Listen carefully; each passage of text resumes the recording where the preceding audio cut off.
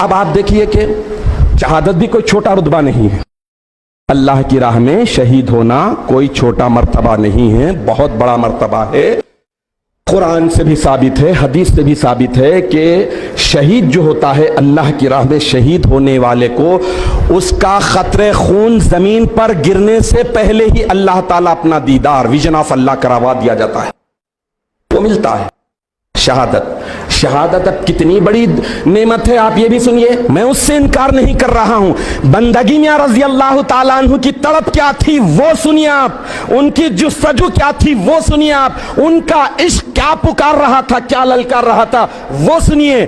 ادھر شہادت کی عظمت کے تعلق سے بخاری اور مسلم میں حضرت ابو ہریرہ رضی اللہ تعالیٰ عنہ سے حدیث شریف مروی ہے، اور مشکات المصابیح میں بھی یہ حدیث شریف آئی ہے.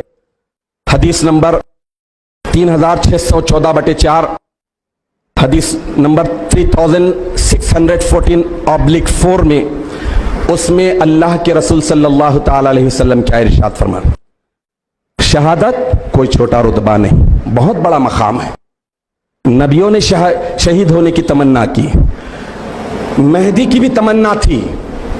علماء نے سوال بھی کیا تھا کہ تو مہدی علیہ السلام ارشاد فرمائے کہ تلوار کا کام کاٹنا، آگ کا کام جلانا اور پانی کا کام ڈبونا ہے. لیکن اللہ کی مشیت یہ ہے کہ اللہ خاتم نبی اور خاتم ولی کی حفاظت کرتا ہے، اس لیے بندے کی ذات کا بدل بھائی سید خود میر ہے. تو اب شہادت بڑا رتبہ ہے. حدیث سنیے، اللہ کے رسول صلی اللہ تعالی علیہ وسلم جب کوئی بات کی اہمیت کو ظاہر کرنا چاہتے ہیں تو خدا کی قسم کھا کر ارشاد فرماتے ہیں. ارشاد فرما رہے ہیں کہ والذی نفسی بیدہ، قسم ہے اس ذات کی جس کے قبضے قدرت میں میری جان ہے، لَوَدَدْتُ أَنْ أُخْتَلَا، میری تمنا ہے، میری حسرت ہے، میری خواہش ہے کہ میں اللہ کی راستے میں اختلا، شہید کیا جاؤں. ثم احیا، پھر زندہ کیا جاؤں. کون فرما رہے ہیں؟ اللہ کے پیارے رسول. قتل کیا جاؤں، پھر ثم اختلا، پھر قتل کیا جاؤں. ثم احیا، پھر پیدا کیا جاؤں. ثم اختلا، پھر قتل کیا جاؤں. ثم اختلا، ثم احیا، پھر زندہ کیا جاؤں. یعنی تین مرتبہ ریپیٹ کر کے بتا دیے کہ میری بھی تمنا ہے کہ اللہ کے راستے میں شہید ہوں، لیکن نہیں. لیکن بندگی میاں رضی اللہ تعالیٰ عنہ سب سے بڑی نعمت، سب سے بڑی دولت مل چکی، وہ ہے اللہ تعالیٰ کا دیدار. اب اس سب سے اعلیٰ ترین چیز مل جانے کے بعد اب آپ فار ایگزامپل، کوئی مطابقت نہیں ہے اس ایگزامپل میں، اس مثال میں، لیکن بتا رہا ہوں سمجھنے کے لیے. یوں سمجھ لیجئے کہ ایک انسان کو ایک بہت بڑی کنٹری کی بادشاہت مل گئی، بہت بڑی سلطنت کا بادشاہ بنا دیا گیا. اس کے بعد کیا اس کی خواہش ہوگی کہ ایک ڈسٹرکٹ کا انچارج منسٹر بنے یا انچارج بنے، کلیکٹر بنے؟ ایک بہت بڑی سلطنت کا بادشاہ بن چکا ہے، اس کی خواہش ہوگی.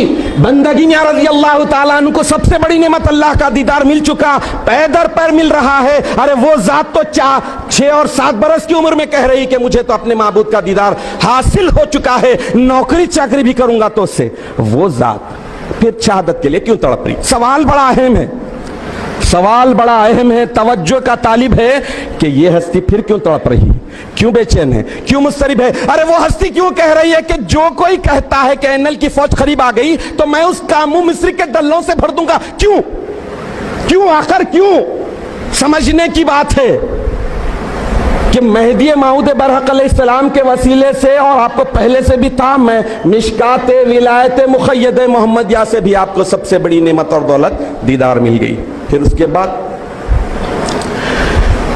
اب اس کے بعد دیکھیے کہ یہ تڑپ، یہ بے چینی شہادت کی. اللہ کے رسول بھی شہادت کی عظمت کو بتا رہے ہیں. لیکن ایک ہی بات ہے، اس کا جواب میں نہیں، یہی عاشقوں کے سردار دیں گے۔ بندگی میں شاہ قمی رضی اللہ تعالیٰ عنہ کی زبان اقدس سے سنیے کہ آپ کو اللہ کا دیدار تو ہو رہا ہے، لیکن شہادت کے لیے جو بے چین ہیں، 22-23 برس کے طویل عرصے میں انتظار ہو رہا ہے، ایک ایک چیز کے لیے تڑپ رہے ہیں کہ وہ وقت کب آئے گا۔ مولا میرے آقا نے وعدہ کیا ہے، مولا میرے آقا نے بشارت دی ہے، میرے آقا نے اپنی مہدیت کی حقانیت کے ثبوت کے لیے فرمایا ہے، وہ وقت کب آئے گا، سر کب کٹے گا، میرے اہل و عیال کب ان کے نام پر لٹیں گے، یہ تمنا اور یہ طرف ہے تو کس لیے ہے آپ کو معلوم۔ بندگی میں رضی اللہ تعالیٰ عنہ کا جواب سنیے، آپ فرماتے ہیں کہ جب تک بندے کے تن پر بندے کا سر رہے گا اس وقت تک مہدی کے نام کا چہچہا نہیں ہوگا۔